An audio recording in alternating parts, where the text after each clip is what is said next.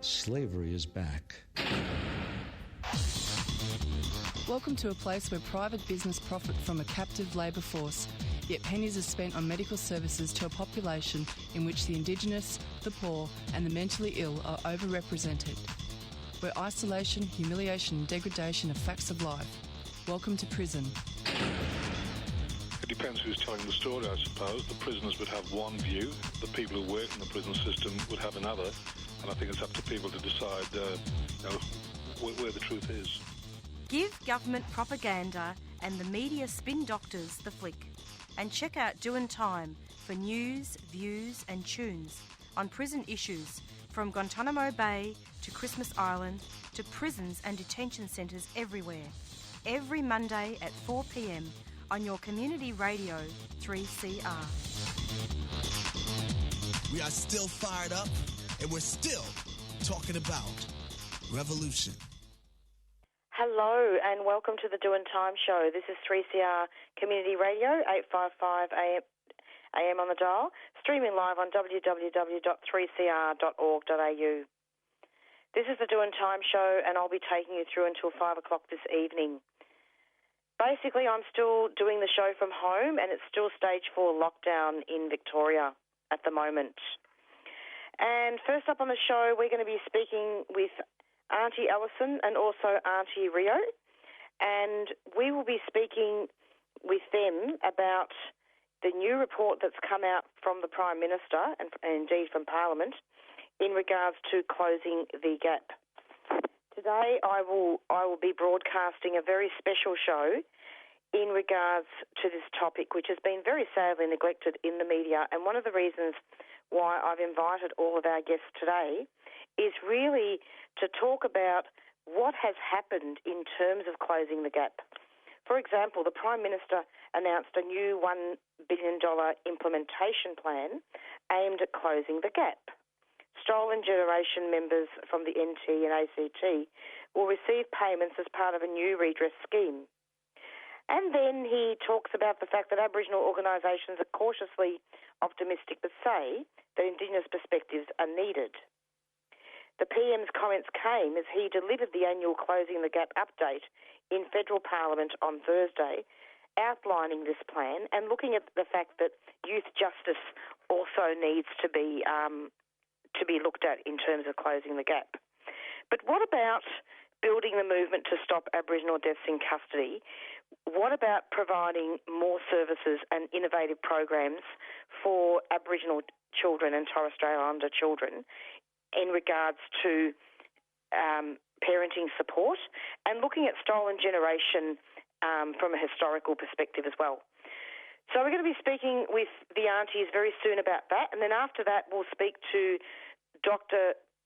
Tristan Kennedy from Macquarie University and his Noongar. And then after that, we'll be speaking with Uncle Jack as well. And all of these perspectives are really, really important. So pretty soon, we'll speak with Auntie Ellison and Auntie Rowe. Female identifying artists aged 18 to 35 are invited to enter the Ellen Jose Art Award, a $15,000 non-acquisitive award. Ellen Jose was a pioneer in Australia's urban Indigenous art movement and a radical activist and social justice campaigner. The award is given in the hope that it will support the winning artist's continued development by providing recognition as well as a financial boost. All 6 finalists will receive an artist fee and have the opportunity for their work to be professionally presented in an exhibition with an accompanying publication. The award is a partnership between the Ellen Jose Memorial Foundation and Bayside City Council. Entries are now open and close on Friday the 27th of August. Head to bayside.vic.gov.au and search for the Ellen Jose Art Award for all the details. A 3CR supporter. Love comes your way. What can I say? You feel it. You change your way. And you're back with the Doin' Time show. And I wanted to introduce Auntie Ellison and Auntie Rio. Hello, welcome to the program. Darling, it's Auntie Rio Ellis here. How are you? Oh, really? Well, all right, considering the lockdown. Yeah, it's okay. We learn to live with things like this. Absolutely. Yeah. Now, Auntie Rio, I was wondering if you could just tell us what land you're from. Well, I've been living on Wurundjeri country, off country for 40-odd years now, and I respect the country that I live on, which is, Wurundjeri Nation, Wurundjeri of the Kulin Nation. I'm down from Queensland, proud Ginnerborough Bunjalung woman, and in saying that, in knowing my heritage, where I come from, I stand there and I say that I am a very privileged person, considering what's happening to our stolen generations, what's happening to our children now, where they're taken and they're not being culturally looked after. Their genogram's not being looked after. So, there's the build-up and the basis of stolen generation, the build-up and the basis of children in out-of-home care, the high rate, the children incarcerated. That's why we fight to raise the age. So that's me. I sit here privileged, just knowing who I am and where I'm from. It's true, isn't it, Auntie? And one of the reasons why I'm having this special broadcast today is because I'm really quite disappointed with what the Prime Minister has said in his report, because there's nothing really much that's being done about closing the gap. What's this closing the gap business anyway?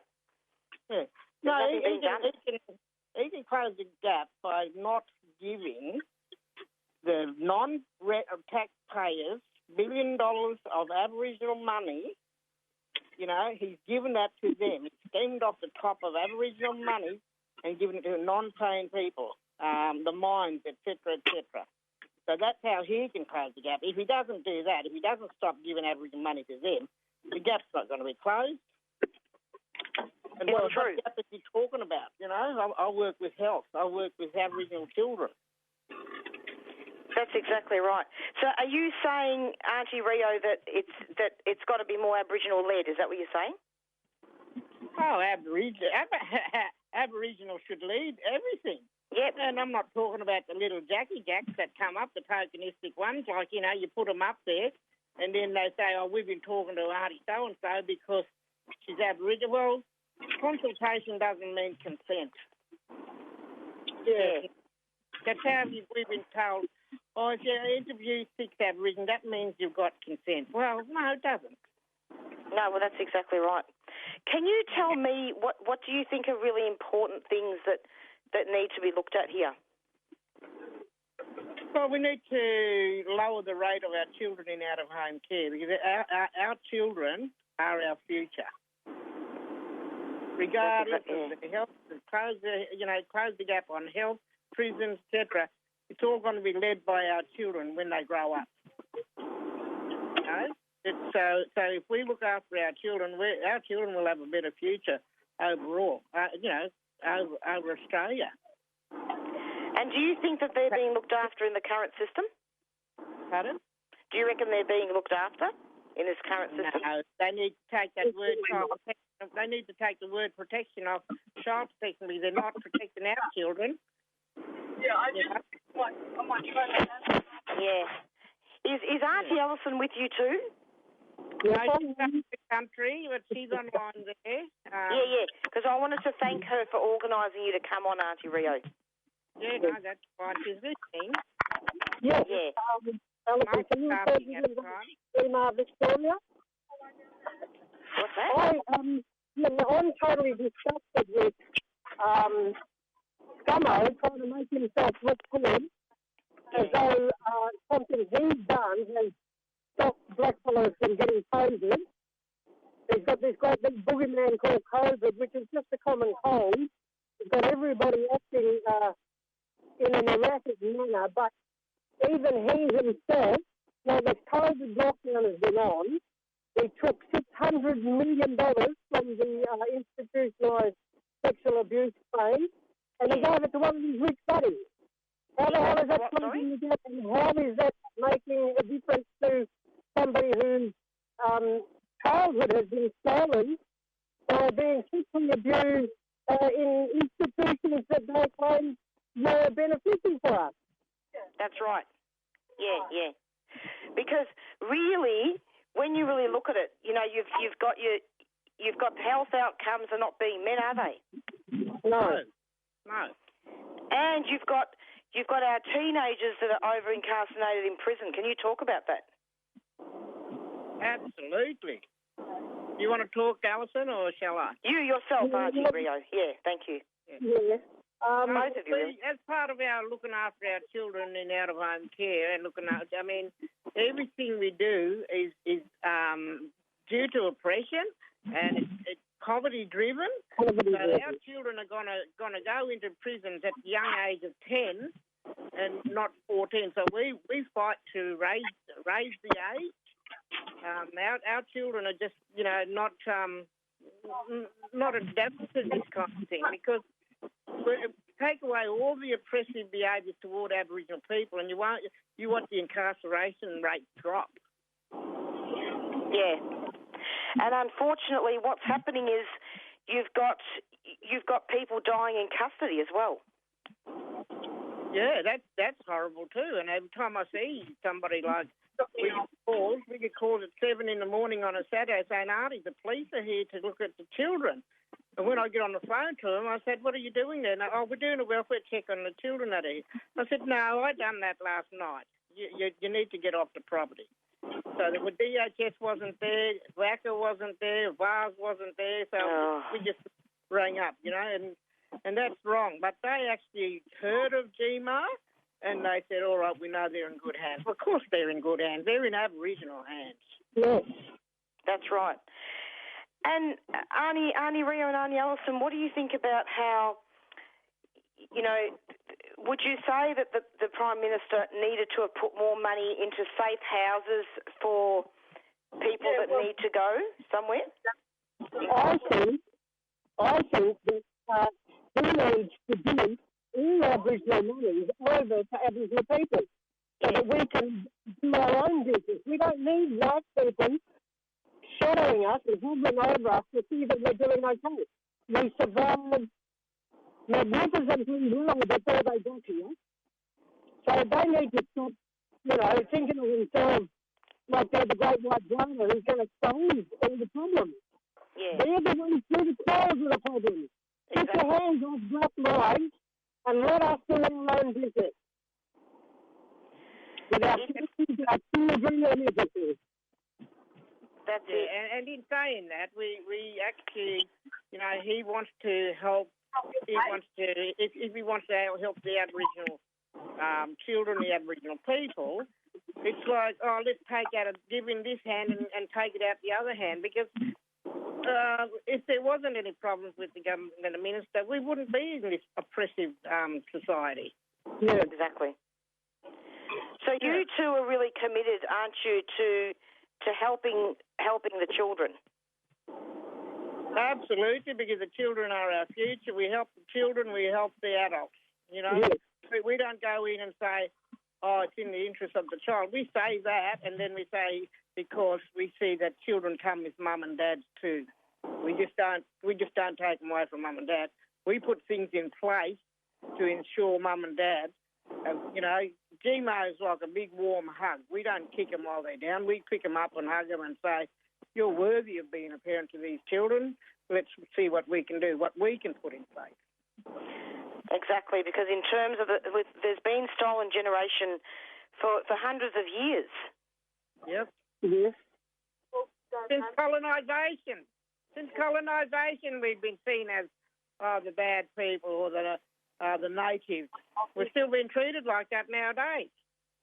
But the main thing was, back in those days, they didn't feel that blackfellas were worthy to raise their own children, yet they had to go and raise the white kids and breastfeed the white kids. What the hell is that?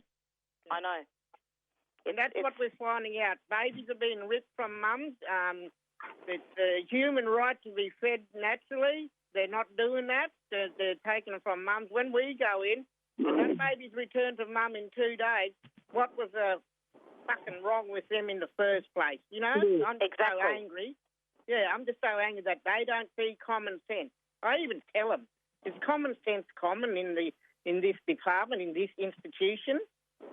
And very true. oh, you're being angry. I said, yeah, do you blame me? I said, I have a vested interest in this case because I am Aboriginal. I have seen it happen.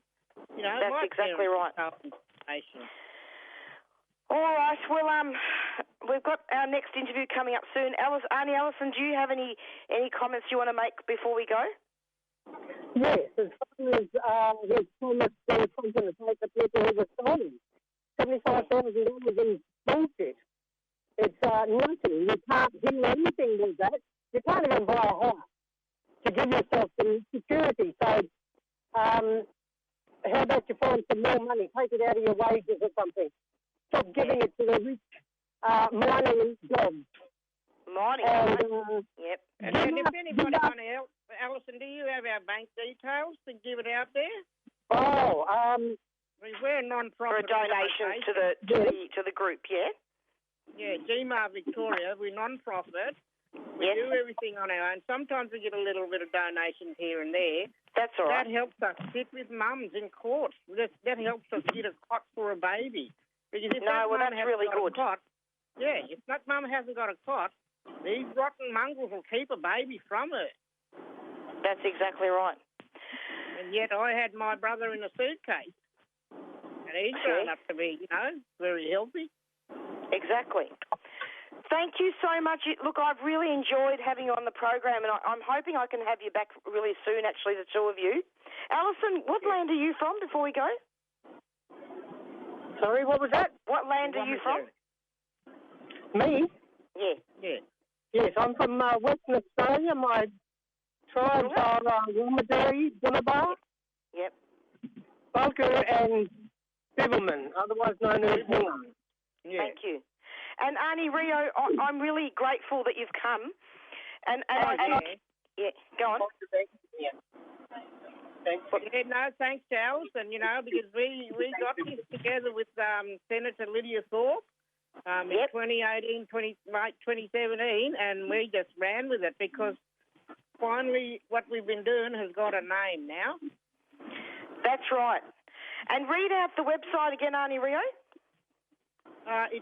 We haven't got a website. We're building that yet. We've still no money, So we're going to build that through our allies. But we have a GMAR Victoria Facebook page. Okay. Yeah, and we're pedantic about calling it GMAR Victoria because they don't like it shortened to Vic. Now, wait a minute. Is that an email address? Oh, no, we haven't got an email address. Or is it a Facebook? At the moment, we can do one. Yeah. But okay, well, you know what? I'm going to have you back in a couple of weeks. Yep. Auntie Alison, I'll give you a call. Maybe we can arrange for you two to come back in a couple of weeks and we can have a chat just about the service. Yeah? We might even be able to come into the station. I would love that. Once the lockdown's finished, I would really love for us to sit together and have a yarn. Yeah, and like we're essential workers, and I tell you what, COVID's not killing our people. It's this bloody lockdown. They're not even discussing suicides that have risen. That's right. And that's happening a lot in our community. Absolutely. All right. Well, thank you so much for coming. Thank you, darling. Thank you. Take care. Thank you. Bye. Bye. Bye. You're listening to 3CR Community Radio, 855 AM, on digital and online, 3CR Radical Radio. There are many ways that you can keep up to date with 3CR news, events and programs. With Facebook stripping content, it's a timely reminder to focus on the communication channels and platforms that the community controls. The 3CR website is a great spot to catch all your shows via audio on demand or scroll through our range of podcasts. It's also where you can sign up to our monthly newsletter, buy yourself a new t-shirt or check out archival audio from past broadcasts. Of course, we're also on Twitter at 3CR and Instagram at 3CR Melbourne. But don't forget our mighty AM band. Catch us anytime on 855 AM. Keep in touch. 3cr.org.au.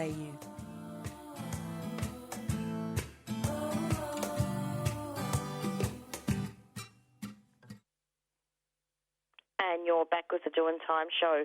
And we're now going to be speaking next with Dr. Tristan Kennedy, and we will be continuing our special broadcast today on looking at the closing the gap between Indigenous and non-Indigenous communities. Are we really closing the gap? Hello, Tristan. Welcome to the program. Hi, Marissa. Thanks for having me. It's lovely to have you. I was speaking before you with some aunties, actually, from, I don't know whether you heard that last bit of the interview. Yeah, I heard the last couple of minutes. Sounds like it was a great conversation.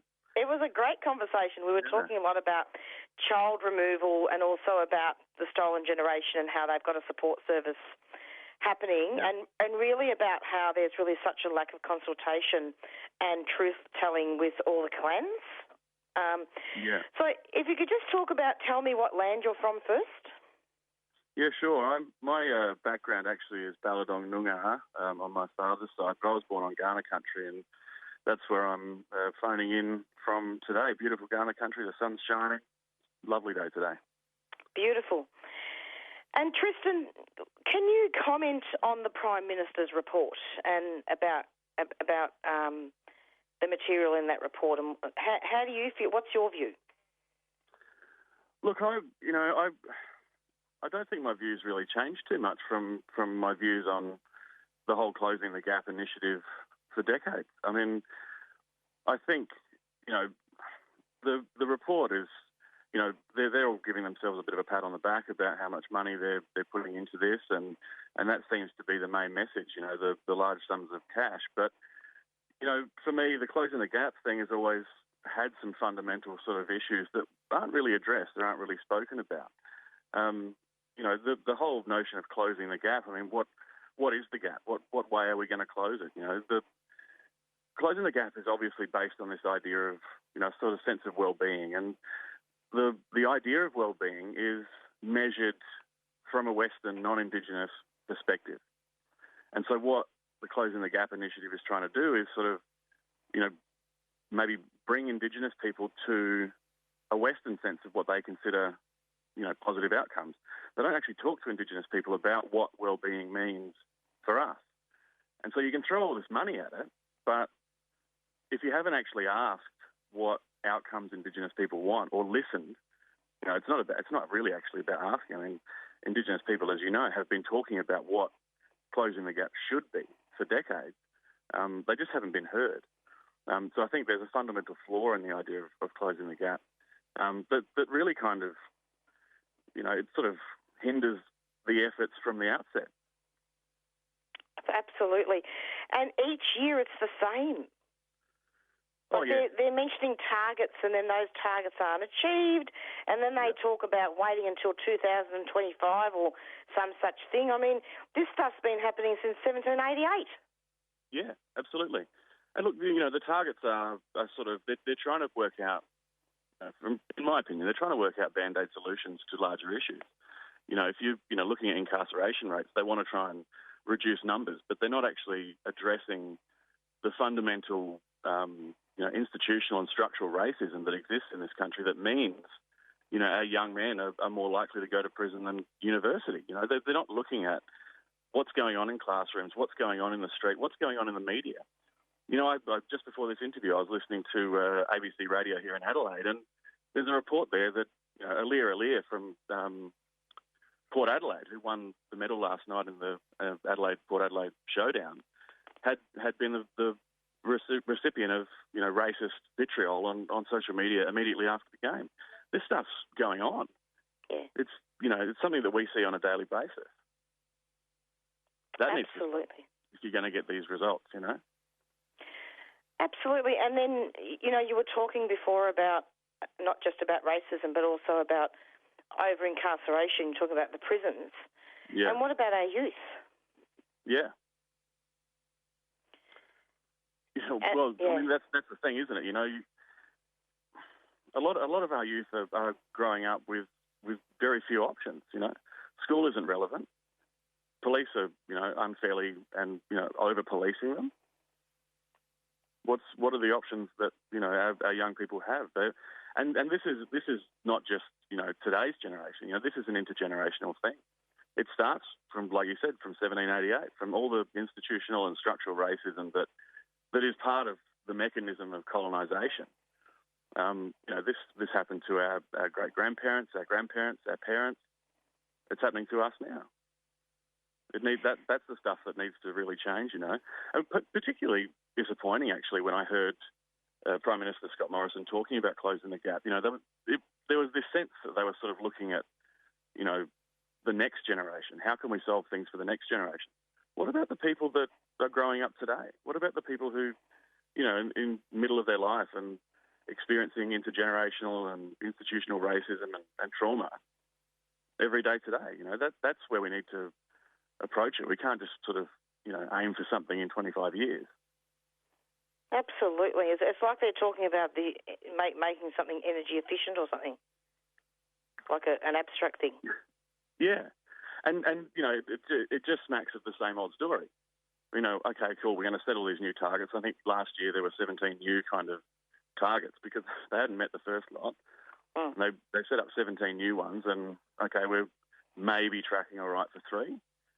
They just keep missing the point. I've listened to a lot of elders, to a lot of, Indigenous scholars and those sorts of people over the years who have been talking about, health, welfare, education, all sorts of government policies and what needs to change. And the message is continually that we're just not heard. We're just not listened to. And not only that, but one of the things that I found to be quite ludicrous as a radio broadcaster and also as a human rights activist is the apology that Scott Morrison gave. Yeah. I'm sorry, but it was pathetic. It made me sick to the stomach, if you want the truth, because I've been doing this show for many, many years, and I've done extensive coverage on the lived experience, not only of Aboriginal elders, but also of women in prison and of all communities that are deprived of a voice. And that apology sounded so hollow. When you're seeing that Aboriginal people are dying in custody, you've got Wayne Fella Morrison, you've got what happened with Lex Watton and Cameron Damaja, you've got, Miss Dew.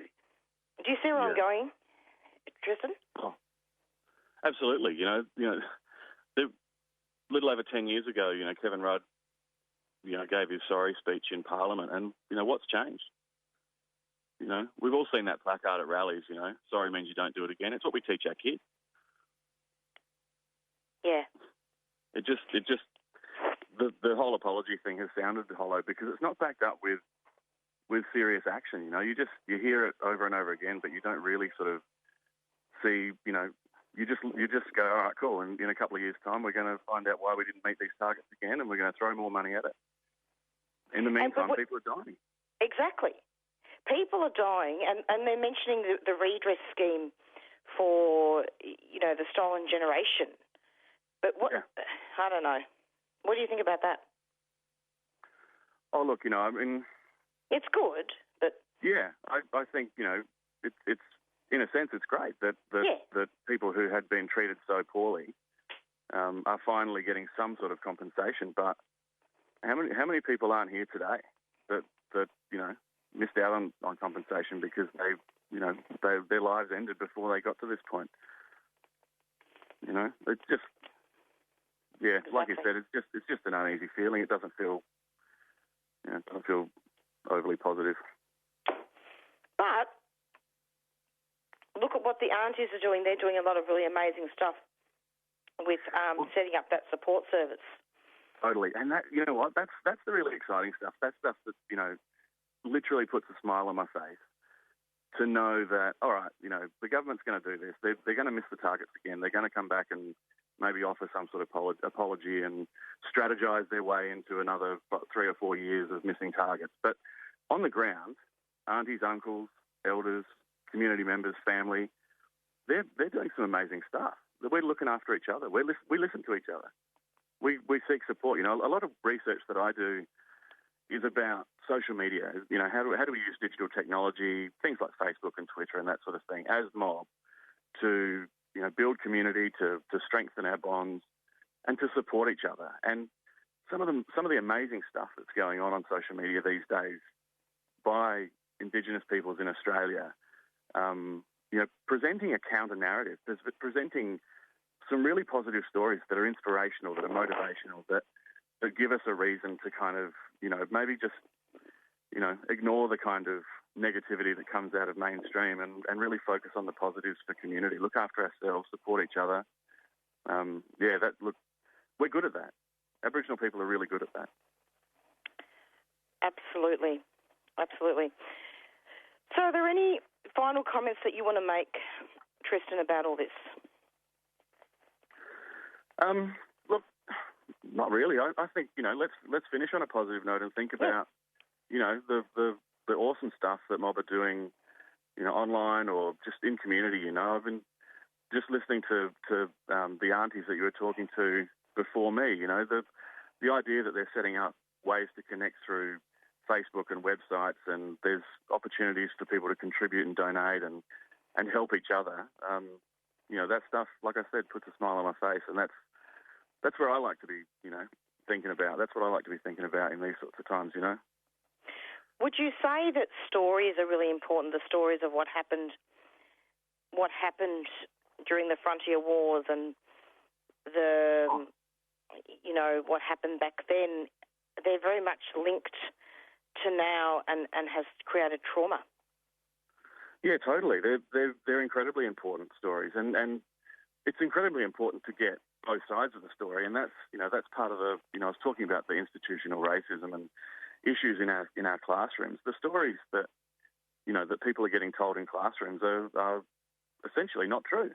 No. You're not getting Indigenous perspectives in classrooms. We need to tell those stories. We need people to know what went on and how it all happened, and we really need to think about what the story of this country is, and make sure it's told accurately. And again, perhaps money needs to go into that. I beg your pardon? Perhaps money needs to go into that. Oh, that'd be fabulous, wouldn't it? To support Indigenous storytellers and historians, and I work with some amazing Indigenous scholars at Macquarie University who are definitely up to that challenge, and can tell the stories that need to be told. I'm looking forward to seeing that happen. Dr. Tristan, it was so lovely to have you on the show. It was a pleasure. Thanks so much. And I'm hoping that you'll join us again. I'd love to. Would you? Oh, absolutely. And like I said, I was listening to the aunties you were talking to earlier, who said, maybe we can catch up in the studio and have a cup of tea and a bit of a yarn. That'd be great. That would be amazing, and that's something that our show does. That we bring people together, and we want to unite people. Yeah, that's great. That's what it's all about, right? Yeah. Thanks so much. Thanks so much, Tristan. And You're we'll welcome. talk to you soon. Sounds great. Take care. Thanks, Marissa. Bye. Bye-bye. 3CR Community Radio, giving the voice to community since 1976. The media in this country, we as Indigenous people know, have censored our right of telling the truth, and the truth is what this country is most fearful of, in particular Indigenous truths. Until history is told by the vanquished lens, which is our people telling our story our way, and have the right to be able to incorporate that into a system of learning, well, people are always going to be denied that truth by deceit and lies. When you look at the type of psychological warfare and spiritual warfare that Aboriginal people are caught in, it's not just in the sense of military when they talk about weapons of mass destruction, but you're right, it's in terms of the media and the industry of media as a warfare against our people, and so is religion, I believe, in the Western sense. They're all weapons of mass destruction against our people. We need to keep radical voices on air. Subscribe now. Go to 3cr.org.au/subscribe or call the station on 9419 8377.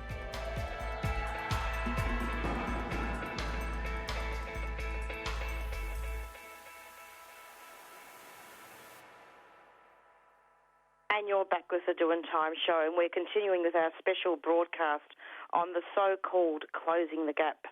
And our last guest is Uncle Jack from... hello, Uncle. How are you going? Hello, Marissa. Very good to be here, 3CR, with you and Bob. Interesting to hear what Tristan had to say.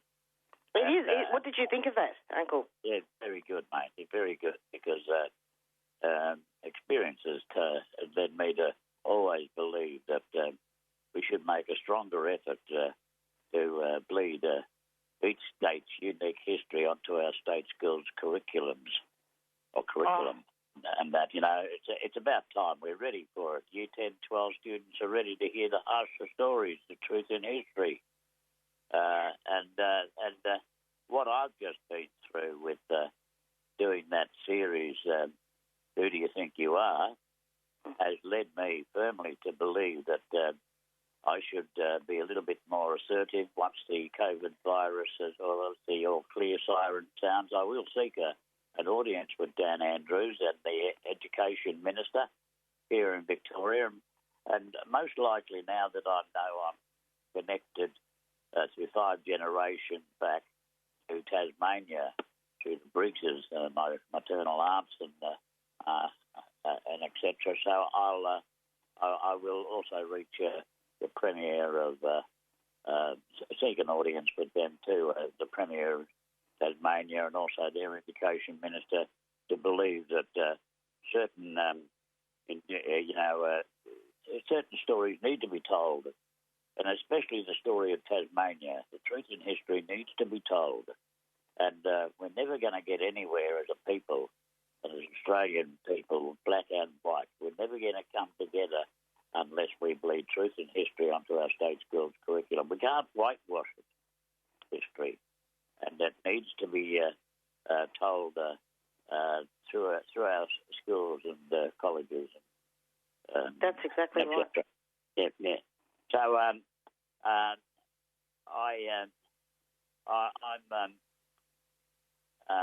a little bit iffy about ScoMo's Closing the Gap initiative and all that money and etc. I believe those people up the top end, those kids, are very much deserving of a financial support, etc. And I hope it does reach them. I noticed that our own government, some time ago, have Dan Andrews openly admitted that the stolen generation in and of itself was a form of genocide. So he would have a redress scheme and etc. But the likes of myself as a stolen person, Kutcher Redwoods and others that I've known, are never going to be able to see any not a red cent of that money. It's going to the organisations that don't really favour us. They haven't reached us. And I don't know, maybe I should be assertive and reach out to them and saying, listen, I want a chop out. I want a computer for my little office at the Collingwood Yards there, so I can start writing some certain monologues and etc. So I believe that that the money that does come forth needs to be directed towards the survivors of the stolen generations and their progeny, but especially those of us that are living, that are seeking to gain an understanding with the mob who's gotten the money from the government, the state government, to house or whatever they're going to do with the members of the stolen generations. I've never seen any success so far with the mob that they've given the money to. I won't mention names or anything of the organisations or the people involved, etc. It's just that it's wishy-washy, and now that we have a treaty of sorts with the Dan Andrews government, and we have a process where members of the stolen are invited to go into Parliament to give evidence about their traumatisations and etc., their experiences. I've only just been recently re-traumatised with that show, Who Do You Think You Are? Yeah. Discovering what happened to Manon McGenna and my 5 times great-grandfather and my 4 times great-grandmother, Warrior Tamortiana, and that who was latched onto by John Briggs. So that's where the Briggs name comes from, through Tasmania, etc. So I have been re-traumatised. I've had sleepless nights. I'm lucky that I have theatre, that I have Zoom, and I'm often asked and called upon, even during the lockdown, to do something via Zoom, to get picked up by a black hire car and delivered to some studio to record some narrative for some purpose, and etc. So I'm keeping busy that way, and that. So look, I noticed that even Nakia Louie, who wrote 6 episodes for Black Comedy, which I did throughout the month of May, just after I shot the 2 weeks film shoot with SBS, Who Do You Think You Are? I was called upon to go to Sydney to do a 6 episodes of Black Comedy, special Black Comedy episodes.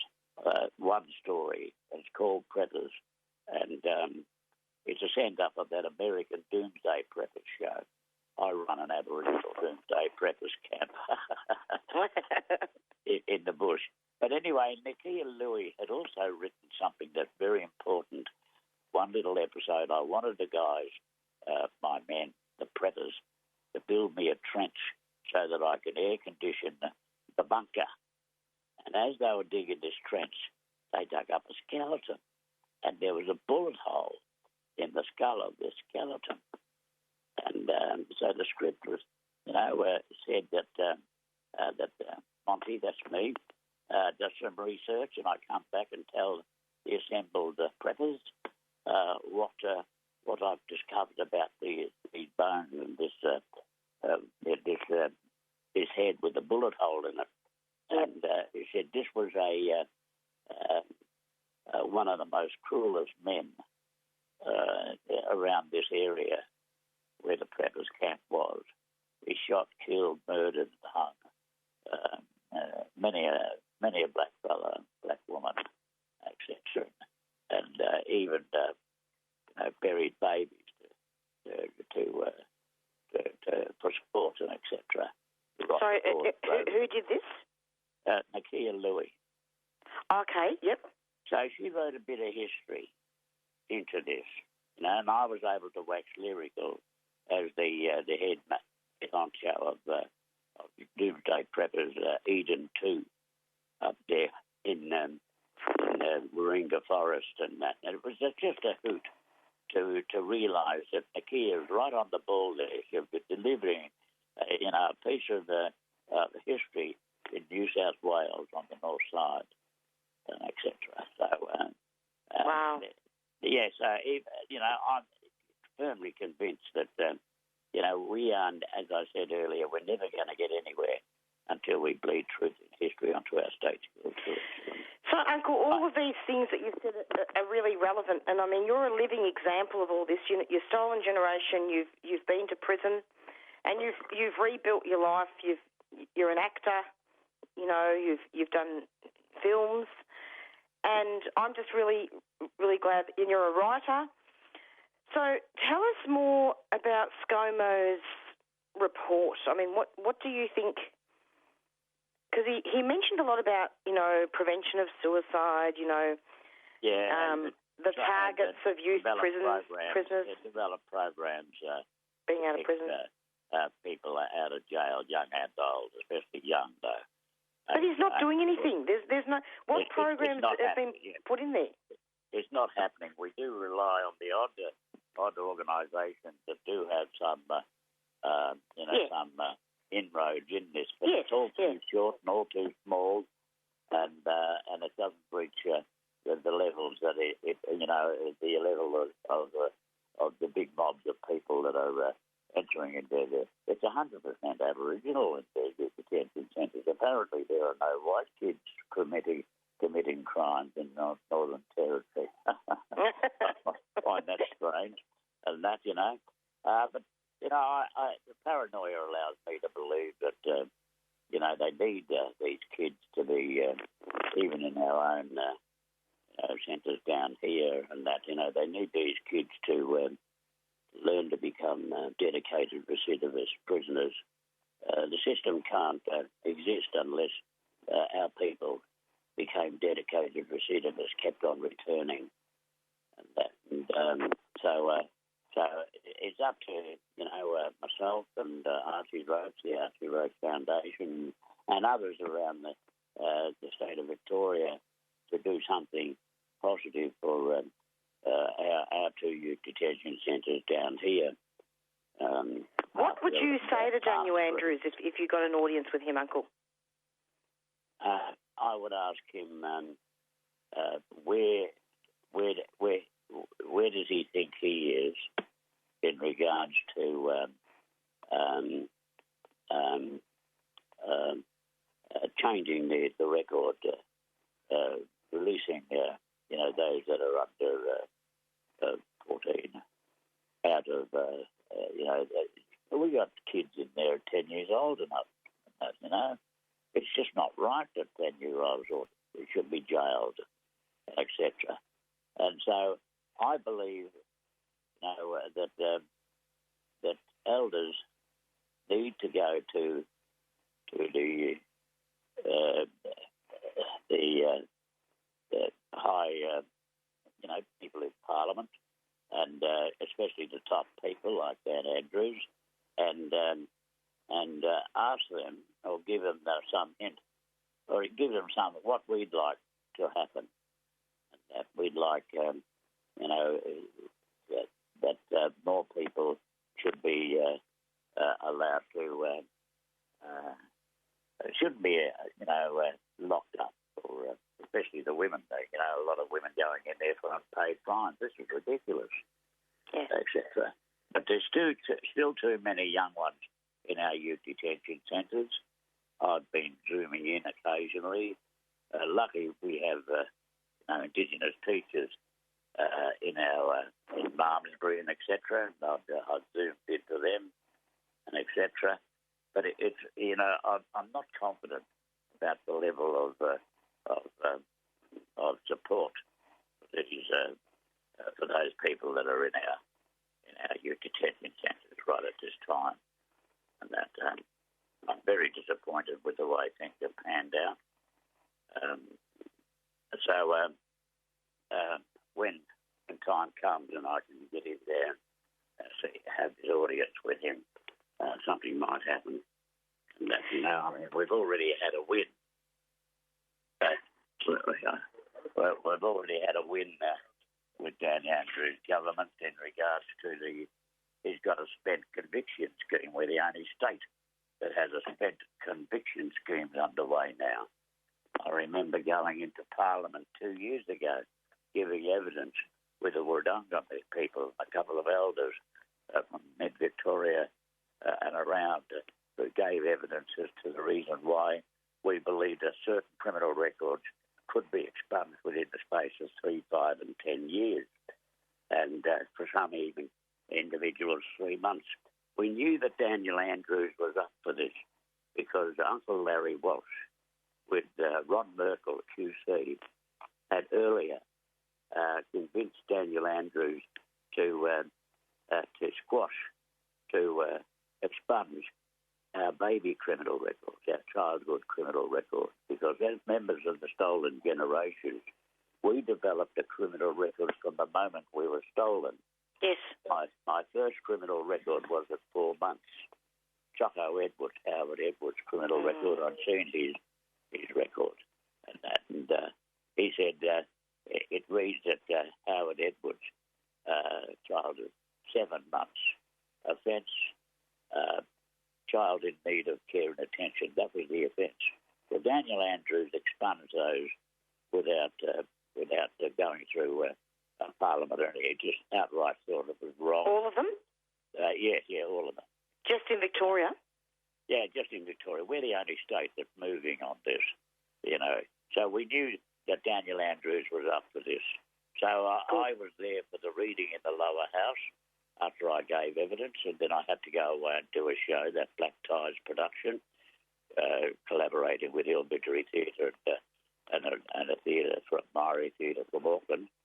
And when I got back 2 years ago in March, just before the national lockdown, the borders closed, Fitzroy Free Legal Service, Megan Fitzgerald rang and said, "Uncle, you've had a win. Congratulations." And I said, "What?" Well, Daniel Andrews put his own bill into the upper chamber, and he's legislated his own spent conviction schemes. So we have a spent conviction scheme here in Victoria. So immediately I zoomed into Barwon and told the fellows down there that there is a light at the end of the tunnel. Fellows, you could have your criminal record entirely expunged after a certain period of time. Depends on your crime, and you can, you can live a normal life like anybody else. Absolutely. It wouldn't do to have a criminal record the rest of your life, you know. And you'll be able to find work, and you'll be able to say that, well, it wouldn't be a beautiful lie if you say you haven't got a criminal record once it's been expunged. You don't have to admit to it.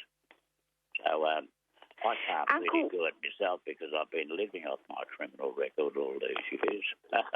I'm just really happy. I'm just really happy that, that's actually a win.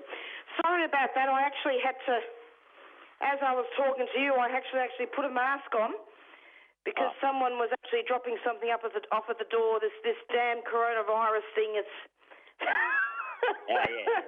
you can't even talk to people anymore. Except on the phone. Anyway. I just come back from the health service and they gave me my stacked deck saying that I've had all my flu shots and that's all right. Now, Uncle, sorry to interrupt you there because we're nearly finished now with the show. I just wanted to also say, aren't you really concerned about all the people that are homeless and not having anywhere to stay, especially during the pandemic? Yeah. Oh, you're always.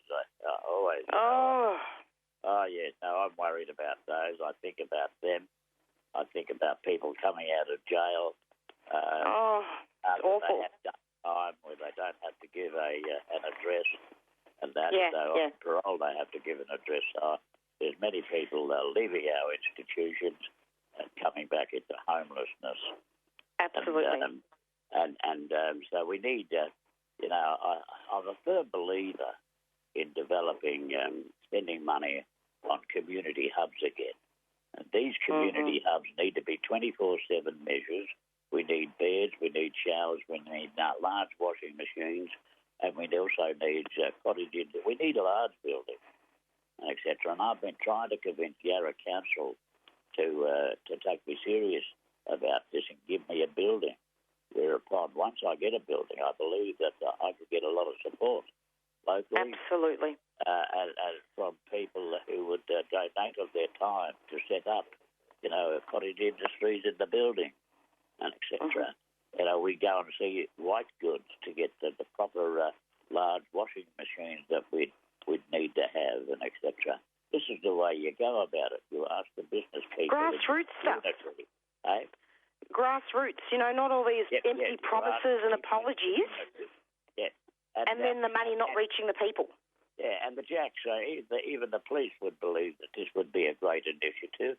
I believe, I strongly believe that they would rather be dropping off their clients, as it were, to the centre. The Centre for Indigenous Excellence in Collingwood, Fitzroy, you might say, 24/7 measure. There'd be a nurse on station. There'd be security of our own. That's right. Uncle, just one last thing. Sorry, because we've got to finish soon. But if you've been re-traumatised, I hope you're keeping busy. I am keeping busy. You know that you're able to talk to people about things. Oh yes, I have spoken to people, and they're always ringing me up and checking out how I am and etc. Well, you've come onto this show. That's a way of addressing it. Yeah. Well, that's a way of addressing it. But yes, Emma, the last person that gave me the information about Mana Legena and Warrior Tumultiana, my great 4 times great-grandmother, my 5 times great-grandfather down there in Tasmania. She knew that this had impacted, so she rings occasionally, Emma.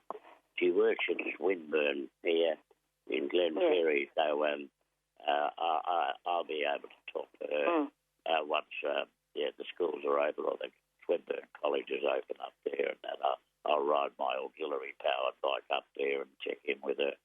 Great. She's a wonderful lady. Sorry, I've got to finish now because pretty soon the next show is going to come in, but thank you so much for your, just your wisdom and everything. Yeah, and I hope all you mob out there seriously consider the fact that there is a redress scheme happening in Victoria. You need to really consider where you are with your life, and that, is a time for you to be serious about leaving this last jail sentence. Call it the last jail sentence, and look forward. But you do need support, and that's why I say we need community hubs, community buildings like the original Indathana workshop, Indabaya workshop that Jan Chesser ran during the 70s and etc. So that's right. That's a long way off. But I believe that this is one of the initiatives that I'll be talking to Daniel Andrews about also. Yeah. For people that are leaving prison, and that's got to be the last jail sentence.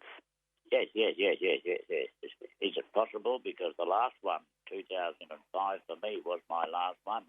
I had considered it before leaving that prison, before leaving the Loddon Port Phillip prison, to come back out to freedom. I'd already undertaken the Murray Marley program, and the penny dropped. That's right. And look where you are now. Look where you are now with everything.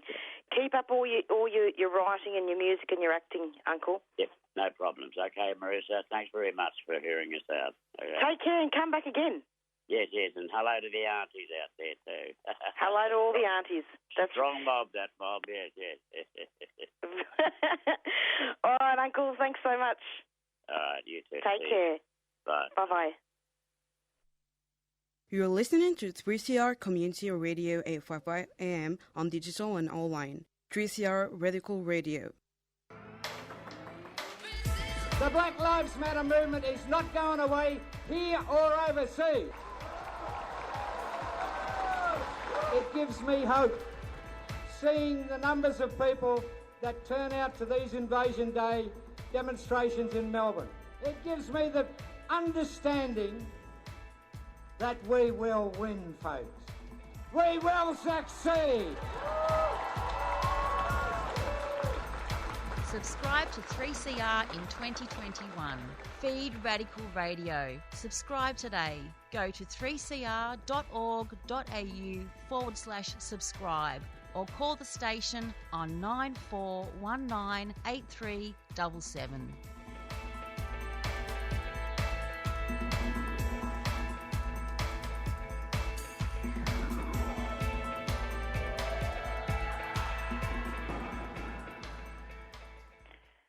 Back with the Doing Time show, and thank you for listening. And we're going to be going out now with our theme song, Black Fella, White Fella by the Rumpy Band. Thank you to all our guests, and so ends this special broadcast on the so-called Closing the Gap. Stay safe and take care of each other. Stay tuned every Monday from 4 to 5 for the Doing Time show. Bye.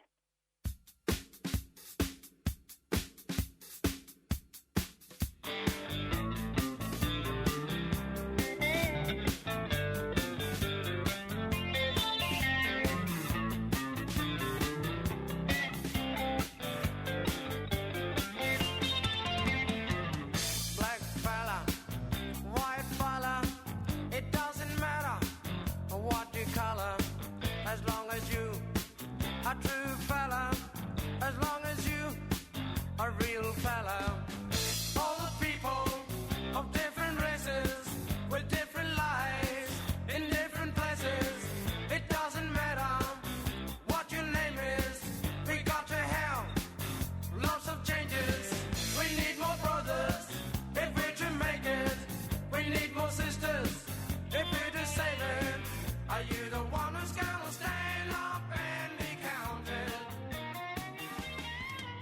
You've been listening to a 3CR podcast produced in the studios of independent community radio station 3CR in Melbourne, Australia. For more information, go to allthews.3cr.org.au.